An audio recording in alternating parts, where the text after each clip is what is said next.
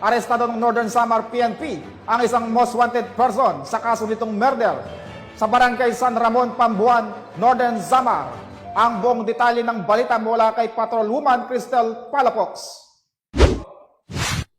Matagumpay na naresto ng motoridad ang isang lalaki na wanted person para sa kasong murder sa Barangay San Ramon, Pambuhan, Northern Samar. Bandang alas 9:20 ng umaga nang maaresto ang akusado sa bisa ng warrant of arrest ng mga operatiba ng Pambuhan Municipal Police Station kasama ang 2nd Northern Samar Provincial Mobile Force Company para sa kasong murder na walang inirekomendang piyansa. Ang akusado ay dinala sa Pambuhan Municipal Police Station para sa dokumentasyon at wastong disposisyon. Ang pambansang pulisya ay patuloy na magkakaisa upang madakip ang mga nagkasala sa batas para mapanatili ang kaayusan sa ating bansa tungo sa pagkamit sa bagong Pilipinas.